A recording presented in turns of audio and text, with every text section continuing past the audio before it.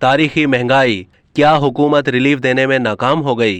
हुकूमत की आवाम को रिलीफ में नाकामी की वजह क्या है? तजियाकारों का कहना है कि मुल्क में इस वक्त तारीखी महंगाई है, हुकूमत आवाम को रिलीफ देने में नाकाम रही है, अच्छी एडमिनिस्ट्रेशन की कोई मिसाल नहीं मिली, मौजूदा हुकूमत की कोई तैयारी ही नहीं थी। सीनियर तजियाकार अतहर काज़मी ने कहा कि मौजूदा हुकूमत रिलीफ देने में नाकाम हुई है। जिन लोगों की वजह से ये मसाइल हैं, हुकूमत उनके साथ भी बात करने में नाकाम रही। हफीजुल्लाह न्याज़ी ने कहा, बहरान ने अदम एतमाद से जन्म नहीं लिया, क्योंकि अदम एतमाद ना ही बहरान ख़त्म कर सकता था और ना ही उसने पैदा किया।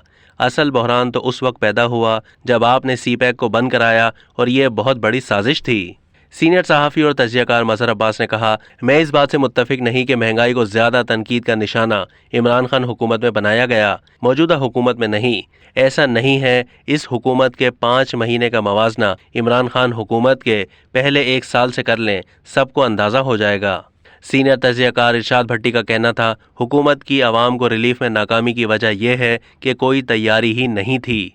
अब तक के लिए इतना ही। मज़ीद मालूमात के लिए डेली जंग के YouTube चैनल को सब्सक्राइब कीजिए और फेसबुक के पेज को भी लाइक कीजिए।